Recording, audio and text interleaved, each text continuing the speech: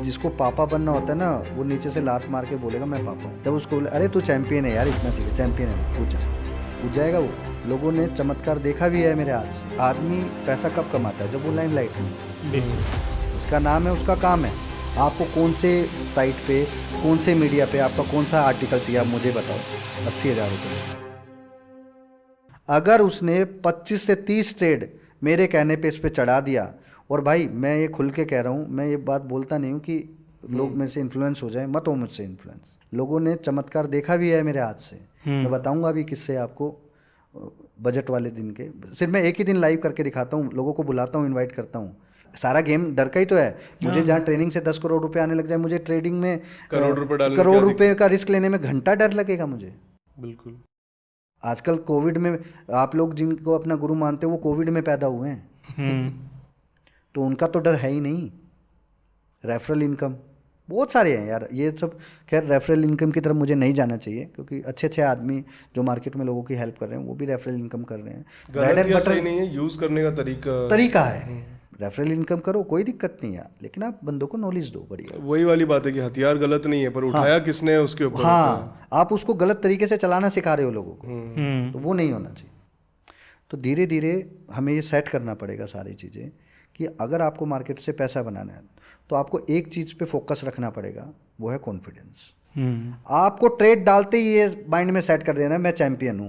Absolute clarity होनी चाहिए, मतलब वो नहीं if but, no if no but. इसलिए मैं जो सेटअप सिखाता हूँ लोगों को, उसमें सिलेक्शन पार्ट अलग है, फिल्टर पार्ट अलग है, और एग्जीक्यूशन का सिंपल पार्ट है। उसमें नो इफ बट वाला सिस्टम ही नहीं है।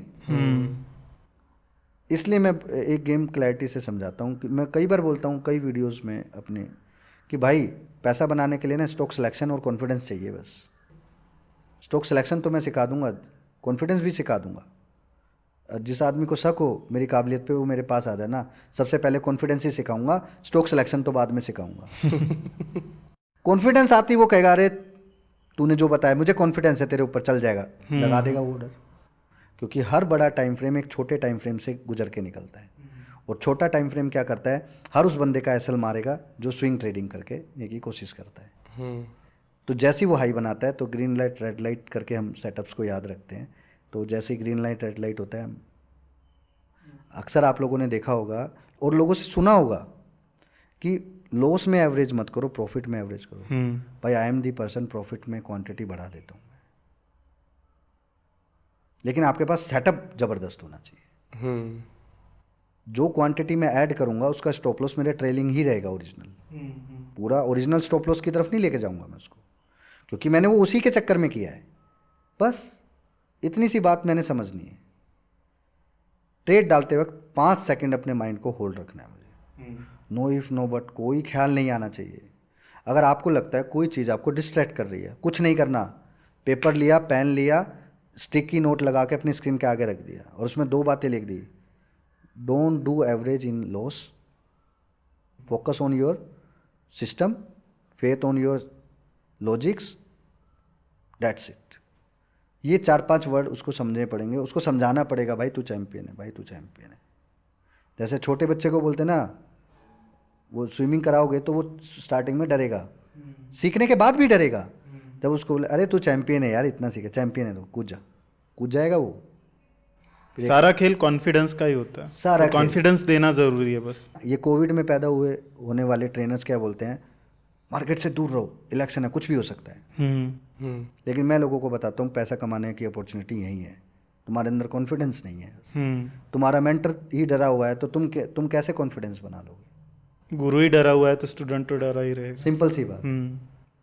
तो फोमो कंट्रोल का मैंने आपको फुल तरीका बता दिया। अब आप बताओ क्या बताएं। अब मुझे एक चीज़ बताइए कि रिलायंस में एक बहुत बड़ी चीज़ हुई थी जो उनकी फैमिली की तरफ से ही हुई थी। सर देखो, उसके ऊपर थोड़ी सी बात बताइए कि हुआ क्या था उस वक्त। हुआ क्या था, अचानक से कोविड सीजन स्टार्ट हुआ तो रिलायंस ना भाव ज़्यादा ही गिर गया कुछ। यू नो वेरी वेल कि रिलायंस के ऊपर लोगों का भरोसा है, जबकि रिलायंस ने लोगों को पैसा इतना ज़्यादा इन्वेस्टर को रिटर्न बनाकर दिया नहीं, क्योंकि उसके 7 साल पहले तो एक ही रेंज में वो चल रहा। ठीक है, पिछले कोविड से और उससे पहले के 10 साल में ज़्यादा नहीं ज़्यादा दिया। स्टार्टिंग में दिया था और तो अभी दिया है कोविड के बाद। रिलायंस के ऊपर लोगों का भरोसा भी है। अच्छा, रिलायंस कभी चाहता नहीं लोगों का भरोसा मुझ पर उठे, ठीक है। क्योंकि यू नो वेरी वेल कि अभी छोटे भाई बड़े भाई का एक किस्सा बताऊंगा मैं आप लोगों को। तो बड़े भाई की रेपुटेशन इतनी अच्छी है कि वो बिगाड़ना नहीं चाहते, बिगड़ना चाहते भी नहीं और चाहिए भी नहीं। अगर इंडिया को इकोनॉमी में बहुत स्ट्रांग होना है, ठीक है, हाँ बहुत ज़रूरी है। तो क्या हुआ कि कोविड के टाइम में जैसे ही ये स्टॉक 1000 रुपये से नीचे आया ना, तो लोगों को लगा कि ये भी धराशायी ना हो जाए स्टॉक। प्लस ऐसा लगता है कि रिलायंस गिर रहा है तो सब बाकी कुछ तो ही क्या ही बचेगा। रिलायंस को लोग भीषम पिता बोलते हैं भाई मार्केट हाँ, का। कि सब बर्बाद हो जाएगा ये रहेगा। मेरा गुरु तो यही बोलता है भीषम पिता ऑफ मार्केट, तो हम भी यही बोलते हैं भीषम पिता। इससे ऊपर कोई माई बाप नहीं है। 2-4 स्टॉक ऐसे हैं जिन निफ्टी के माई बाप वही हैं, अकेले हिला देते हैं। जबकि किताबों में लिखा हुआ है, बुकिश नॉलेज में सब लोग यही बोलते हैं कि अकेला स्टॉक कैसे हिला सकता है, 8-8 की वेटेज है। जिसको पापा बनना होता है ना, वो नीचे से लात मार के बोलेगा मैं पापा हूँ, मैं बढ़ाऊँगा। समझ गए? तो क्या है, किस्सा स्टार्ट होता है लॉकडाउन से, अचानक से 1000 रुपये के नीचे प्राइस चालू स्टार्ट हो जाता है। तो ईच एंड एवरी, ये एक खास बात बताता हूँ, हर प्रमोटर का ये बिहेवियर, जब उसका स्टॉक नीचे गिरता है ना, तो वो थोड़ा उसको वो अनकंफर्ट फील हो जाता है। रीज़न नंबर 1, पहली बात कि रिलायंस और उसको मैं कंपैरिजन करता हूँ अदानी और अंबानी। तो इन दोनों के स्टॉक जब ऊपर चलते हैं तो इनकी वैल्यूएशन पे बड़ा इफेक्ट आता है, रिचेस्ट वाली पे। वो आदमी पैसा कब कमाता है? जब वो लाइमलाइट में हो। बिल्कुल। जिसका नाम है उसका काम है। तो जैसे ही नीचे आ गया तो वैल्यूएशन भी नीचे आने लग गई, है ना। सेम उसी से मिलता वो रिचेस्ट आदमी की लिस्ट में वो नीचे आने लगा। उसी फैक्ट को लेके अभी जब अदानी के साथ कांड हुआ, उस दिन मैंने वो कांड लिखा कि ये ऐसा हुआ। उसी कांड पे मैंने अदानी के ग्रुप प्लस करे थे सर, यकीन नहीं मानोगे, नोबडी विल बिलीव दैट, सब गिर रहा था। मैं उसको बोला आज बाय करने का दिन, ओपनिंग बेल से चालू कर, वहीं से मार्केट उठ गया। तो क्या है, रीज़न कैसे मिला? जब 765 रुपये पे, अब ये आप लोगों के पास तो खबर बाद में आएगी ना मार्केट कि ऐसे ऐसे बल्क ली, तो 14 करोड़ 65 लाख शेयर 765 या 780 के दौरान में प्लस हुए थे। 14 करोड़ करने वाला आदमी बेवकूफ़ तो होगा नहीं। अच्छा, सारी एंट्री तो हमारे पास आती है, कौन लेता है ये नहीं पता। तो वो एंट्री मैच तो कर गई, मेरे टर्मिनल में छप गई। तो हम लोग जो सॉफ्टवेयर यूज़ करते हैं उसके अंदर वो तुरंत आ गई वो टिक, अरे इतनी बड़ी क्वांटिटी यार। और शेयर 765 से 800 हो गया, 812 पे हमने लिया वो 6000 क्वांटिटी। मैं 6000 क्वांटिटी आज प्लस करूँ, देखी जाएगी। कोई तो बड़ा प्लेयर एंटर किया, इतने पैसे कोई 2-3% 5% के लिए कोई नहीं बनाएगा। ये पूरा गेम घुमाने का पैसा डबल होगा इसमें, 110%। क्योंकि वो पैसा डबल होगा, वो उतना निकाल लेगा और बाकी स्टेक छोड़ देगा और स्टेक का स्टेक रह जाएगा। जब लास्ट में मैंने पता करा कि ये क्वांटिटी किसका है, तो ना मतलब फैमिलीज मेंबर्स के अकाउंट, वेल नोन मेंबर्स के अकाउंट थे, उनके पास वो क्वांटिटी ऐड हुई। वहाँ से वो चीज़ ग्रैब करी। जब एक आदमी अपना ही पैसा रूट करके अपने स्टॉक में लगा रहा है, इसका मतलब वो कुछ गलत काम करना नहीं चाहता, बस अपने प्राइस को, वैल्यूएशन को रोकना चाहता है, अपने स्टॉक को बचाना चाहता है। जो आदमी अपने को बचाना चाहता है तो वो कंपनी का सबसे बड़ा वैल्यूएशन है। ठीक है। सेम सिनेरियो जब अदानी के साथ हुआ, जब मार्केट गिरने लग गया, तो अदानी ने, याद है आपको, एक 20,000 करोड़ का बिल्कुल FPO लाया था, लेकिन वो फेल हो गया। उसने दोबारा वापस दे दिए, वापस किया उसने पैसा। उन्होंने बोला मुझे कोई जरूरत नहीं, आपका पैसा ले लो। प्राइस नीचे आ गया था। पैसा घूमकर आता है सिंगापुर मॉरिशस फंड से, और एक ही फंड है जो काउंट करता है, सिंगापुर वाला और मॉरिशस वाला, इलारा। मैं खुला नाम बोलता हूँ। देखो, जो डेटा मार्केट में अवेलेबल है, मेरे को कोई ब्लेम नहीं कर सकता। अदानी का स्टॉक चलाने वाला आदमी कौन है? इलारा। पैसा कैसे आता है? मॉरिशस फंड से कैसे डील होती है? आप अपना ही पैसा रूट करा के कैसे लेके जाते हो? ये सब गेम है। गेम सारा समझा नहीं सकता, काफ़ी टाइम में समझेंगे लोग, बट मैंने हिंट दे दिया है। ठीक है। हर स्टॉक चलाने के पीछे किसी ना किसी का हाथ होता है, ये ध्यान रखना। PC ज्वेलर्स किसने चलाया? 22 रुपये से 100 रुपये। जाके दुबई वाले एक बंदे का नाम चेक करो। आजकल बिल गेट्स किसके पास मिले थे? एक टपरी वाला, डॉली चाय वाला। हाँ, टपरी वाला ही बोलते हैं ना, डॉली चाय वाला। मैं नहीं, अभी भी आप मेरा हिंट नहीं समझे। टपरी वाला ही बोलते हैं ना चाय वाले को, है ना। तो हिंट मैंने दे दिया है, समझ गए हम। ठीक है, अच्छा। तो चाय वाले को मिले थे। है ना, तो समझ जाओ, मैंने नाम भी बता दिया लेकिन फ्लुएंसी थोड़ी चेंज है। तो आप समझो हर स्टॉक के पीछे किसी न किसी का हाथ है, ये समझना है। और रिलायंस का किस्सा मैंने बता दिया, मेरे हिसाब से आज तक किसी बंदे ने ये बात नहीं बताई, आज तक की, आप चेक कर लेना ये रिकॉर्ड। और very few person knows about that कि रिलायंस के ऊपर एक डेप्ट था। तो जैसे ही डेप्ट फ्री की करने की बात आई थी ना, स्टॉक भागा था। और ये उसके बाद आई थी न्यूज़। जब गूगल फेसबुक सबने पैसा डालना स्टार्ट किया। और वो लोन था, जहाँ तक मुझे अंदाजा है 99% ICICI बैंक के पास से था। अच्छा। अब एग्जैक्ट फिगर नहीं पता, लेकिन 11,000 करोड़ या 1100 करोड़ था वो। एग्जैक्ट फिगर नहीं पता मेरे को, काफ़ी टाइम हो गया कि काम करते हैं तो फिगर याद नहीं रहती, लेकिन फैक्ट हमेशा याद है। उसी फैक्ट से मैंने अदानी में काम किया। मैंने बताया ना, मैंने हर उस बैड सिनेरियो से कुछ ना कुछ सीखा है जिससे मुझे आगे पैसा बनाना है, कि एक बार तू आ जा दोबारा एक बार फिर ये क्योंकि same चीज़ हिस्ट्री होगी विल ऑलवेज रिपीट। इसमें नहीं तो उसमें, उसमें नहीं तो किसी और में। अब किस्से पर चलते हैं, जो टीवी एनालिस्ट का किस्सा हुआ था। अभी अभी सेबी ने काफ़ी सारे टीवी एनालिस्ट को बैन भी किया है। असली बंदा तो पकड़ा ही नहीं जाता हम्म यार, बागड़ बिल्ला तो और ही कोई है, मोहरे पकड़े जाते हैं। क्योंकि कहानी शुरू से ही दूसरी घुमाई जाती है, किसी के कंधे पे बंदूक रख के। तो टीवी चैनल एनालिस्ट की बात ले लेते हैं। अभी मैं रिसेंट ही किस्सा बता देता हूँ आपको। हीरो मोटोकॉर्प के MD या किसके डायरेक्टर के पास, हो सकता है वो कोई दूसरी कंपनी हो, लेकिन 99% हीरो मोटोकॉर्प ही था वो, याद है मुझे। मार्केट में खबर आती है कि गैर कानूनी डॉलर्स का, वो डॉलर्स मिले हैं उनके पास, और रेड पड़ती है, स्टॉक वहीं से 5% डाउन। अच्छा, 5% तब तक वो डाउन नहीं हुआ था जब तक मीडिया में न्यूज़ नहीं था। तो बागड़ बिल्ला आके बोलता है हीरो मोटोकॉर्प के रेड पड़ गया, डायरेक्टर या कौन था वो डायरेक्टर के उसमें, तुरंत स्टॉक खटाखट खटाखट खटाखट। उससे 1 मिनट पहले मेरे पास न्यूज़ आ गया था, जो प्लेटफॉर्म मैं यूज़ करता हूँ उसमें 1 मिनट पहले आया था, तब तक कोई हलचल नहीं थी। मतलब मार्केट में खबर फैल गई थी बड़े लोगों में। तो मेरे प्लेटफॉर्म में वो आ गई थी 1 मिनट पहले, लेकिन उनमें मीडिया में नहीं बेचा। मीडिया में नहीं थी। मेरे प्लेटफॉर्म में हमेशा 1 मिनट पहले न्यूज़ आएगी, 1 मिनट, लेकिन कभी कभी 30 सेकंड भी पहले आती है, लेकिन आएगी सबसे पहले, न्यूज़ बाद में। फिर मैं बोला, तुरंत मैं बोला जल्दी से जल्दी हीरो मोटोकॉर्प करंट भाव पे, जिस भाव पे मिले मार्केट करके शॉर्ट कर दो, जो पुट जितने की मिले कर दो, कम से कम 3 से 5% ठुकने वाला है, जीरो लगा के बेचो। नहीं बोला पंकज भाई पक्का, मैं बोला पक्का, जल्दी फ़ोन घुमा, 1 मिनट है अपने पास। उन्हें फ़ोन घुमाए, जिनको उनको बोला 20 लोट, 50 लोट, 100 लोट, 200 लोट, जितने करने करो। बोला ऐसा क्या हो गया? बोला तू पूछ मत, तू बस कर दे, पूछ मत, 4-5 मिनट बाद में बात करेंगे। 3 मिनट में 4% तोड़ दिया। फिर मेरे दूसरे बंदे से खबर आता है कि भाई हीरो मोटो को अपना प्लस कर लियो।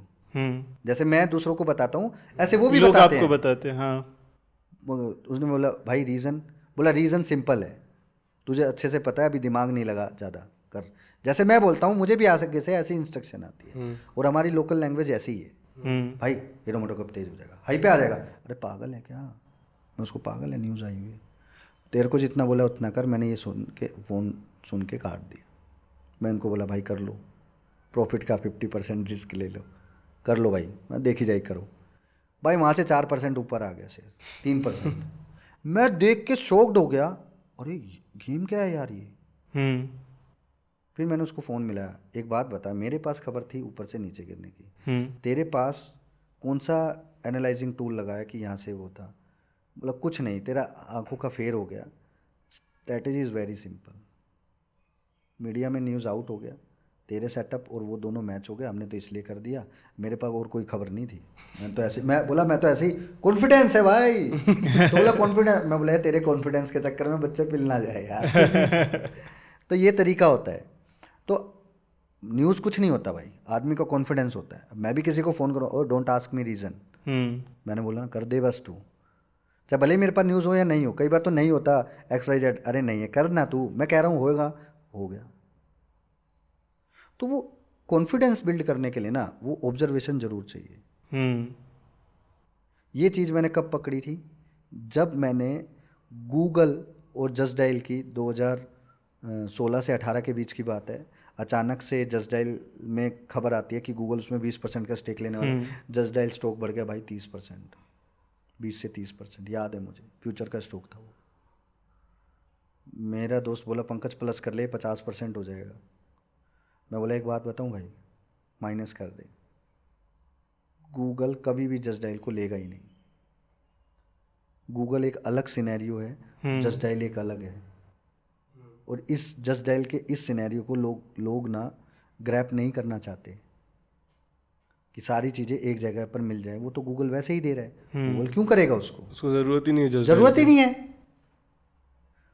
अगले सारा दिन डेटा उसके पास है। शाम को 2-3 बजे मार्केट खत्म होने के बाद, मार्केट खत्म होने से शायद एक आधा मिनट पहले या बाद में आई थी खबर, गूगल बोला there is no talk with the Just Dial. अगले दिन 15% माइनस।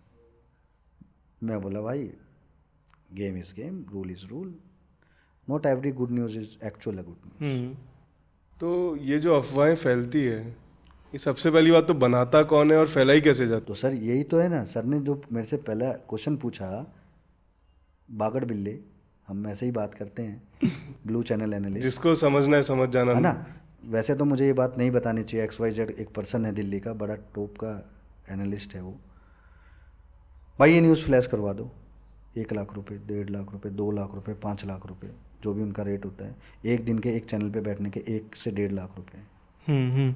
मेरे पास भी ऑफर आया था, टू बी फ्रैंक, और मैं अभी सेटिंग कर भी रहा हूँ। मतलब ये इस काम के लिए नहीं, मतलब एक्सक्लूसिव टॉक्स के लिए, कि चैनल्स के ऊपर आने के लिए। तो क्या है कि भाई न्यूज़ कैसे फैलाई जाती है, पहले आप माल ले लोगे तसल्ली की, फिर 1-2 आर्टिकल्स आएंगे, कंफर्मेशन तो करनी पड़ेगी ना कहीं कि कर रहा है। उनमें से भी लिखा रहता है Google is planning to do something. Just Dial हो सकता है कि किसी सर्विस इंडस्ट्री के, वो कभी सोचा है जस्ट डायल बिजनेस क्या करती है? सर्विस इंडस्ट्री है, कॉम्पिटिटर आएगा तो मारेगा, क्यों नहीं चल रहा जस्ट डायल? मैंने तो कई दिन हो गए जस्ट डायल का शेयर का नाम भी भाव नहीं भी अब देखा, देखे हुए सालों भाव हो भी गए। नहीं देखा। हाँ। क्यों नहीं चल रहा वो? क्योंकि इंडिया मार्ट और वो सेम ही तो काम है, हल्का सा ही तो फर्क है। इंडिया मार्ट एडवांस में करके लिया है उसको, लेकिन काम तो सेम ही है ना। हो गया। वहाँ से अर्बन क्लैब भी तो यही कर रहा है, इंडिया मार्ट का IPO आके चल गया इसलिए। तो कहानी का किस्सा ना वो आर्टिकल से चालू होता है, और मीडिया में ना इतना बकवास सिस्टम है कि आप पैसा देके कोई भी आर्टिकल छपवा सकते हो। आपको कौन से साइट पे, कौन से मीडिया पे आपका कौन सा आर्टिकल चाहिए, आप मुझे बताओ, 80,000 रुपये लूँगा। आप बता दो किस पे कौन सा आर्टिकल छपवाना है, मैं छपवा दूँ, जिस पे कहोगे। तुम नाम बोलो, उस पे आ जाएगा, उसी चैनल के पोस्ट में। और बोलो, चाहे तुम XYZ ले लो, चाहे तुम BBZ ले लो, सब में तो किस्सा तो वहीं से है। तो इन्वॉल्वमेंट तो भाई मीडिया के बिना तो हो ही नहीं सकती। जब र्यूमर्स फैलाने के लिए आपको जो चीज़ दिखाई जाएगी, it is provided by someone, but it is spreading by the media, तो वो मीडिया का ही रोल होगा ना। दैट इज़ द रीज़न कि मीडिया ने वो पहचान लिया, वो पेबी ने वो पहचान लिया चीज़ें। अभी और भी तो 3-4 बंदे और भी तो कांड में फंसे ना, जैसे पांड्या का वो ऐसे पांड्या का फंडा ऐसा कुछ था ना, पांड्या का फंडा कुछ करके ऐसे था। What they are doing that, पिछले दिन जाके प्लस कर लो मार्केट कैश के स्टॉक 50-50 हज़ार क्वांटिटी, 1-1 लाख क्वांटिटी। अगले दिन प्री मार्केट से पहले तो ये बता ही देते थे, 2020 जब चलता था वो उनके स्टॉक था 20%, 30%, मिलता ही नहीं था। अच्छा, आपको एक दिन कोई स्टॉक ना मिले तो आप क्या बोले, अगली बार आने दे इसको, सबसे पहले ऑर्डर मैं खरीदूंगा। वहीं से कहानी स्टार्ट हो जाती है। तो यहाँ से फंसता है आदमी। तो मीडिया का मैंने बताया आपको, ये मीडिया लैंग्वेज का भी पूरा कवर हो गया। तो इन शॉर्ट, मीडिया में जब भी आदमी, कोई भी आदमी आपको कोई भी स्टॉक रिकमेंडेशन करता है तो 5 मिनट रुकना है आपने और उसके अगेंस्ट में ट्रेड बिठाना है। ध्यान रहे कि मीडिया का कोई भी आदमी जब भी किसी स्टॉक को बोल रहा हो तो वो स्टॉक पिछले 5 दिन से रुका ना हुआ हो, मतलब एक ही जगह की रेंज पर ना हो। अगर वो एक ही तरह की रेंज पे है तो जिस दिन वो चीज़ बोल रहा है उस दिन वो उसी के फ्लो में चलेगी, ये ध्यान रखना। अगर जिस दिन वो कोई भी स्टॉक बोल रहा है, आपको रिकमेंडेशन दे रहा है किसी भी तरीके से, और वो स्टॉक ऑलरेडी 2-3 दिन पहले से भी चला हुआ है, तो ध्यान रखना उसके बोलने के 5 से 7 मिनट बाद आप पोजीशन बनाओ, स्टॉक रिवर्स हो जाएगा, ये गारंटीड है। 1000 ऑफ टाइम्स मैंने स्टॉक सिलेक्शन के तरीके में ऐसे ही करता हूँ। मैं बिना टीवी देखे काम नहीं करता हूँ बॉस, मैं बिना चार्ट देखे काम कर सकता हूँ, मतलब टर्मिनल, लेकिन मैं बिना टीवी देखे काम नहीं करता, क्योंकि 90% स्टॉक तो मैं वहीं से बागड़ बिल्लो से पकड़ता हूँ। एक बार तो दे दे। और मेरा सबसे बढ़िया आदमी तो पता है क्या, चाचा भतीजा। चाचा तो आजकल आ नहीं रहा, हाँ। लेकिन भतीजा सुमित बकड़िया सही आता है, जैसे स्टॉक मिलता है उल्टा हो जाता है साला 5-7 मिनट बाद। तरीके से उसको तो पकड़ के धोते हैं, उसको मैं ही नहीं धोता, टारगेटेड है। क्यों उसका रिवर्स होता है मैं ये भी समझाता हूँ। लुंगी बॉयज़ उसको ट्रैक करते हैं। ट्रैक करते हैं और तसल्ली से, अब समझ जाओ, उसका दिया हुआ 100 में से अगर 10 से ज़्यादा स्टॉक चल जाए ना, तो मैं मार्केट में काम करना बंद कर दूंगा। इससे बड़ी बात नहीं बोल सकता। वो बंदे उसके 100 में से 100 भी उड़ा सकते हैं अगर अपनी पे आ गए तो। उनको सिर्फ एक ग्रुप मिलाना है, दिल्ली वाला, और ये दिल्ली और चेन्नई वाला ग्रुप है ना, ये ऐसा है भाई, सगा है सगा। एक ही साथ काम करके निकले हैं। एक ही जगह से निकले हुए हैं। ये बोला भाई कर्म कांड करेंगे तो मिलके करेंगे, नहीं तो कुछ नहीं करेंगे।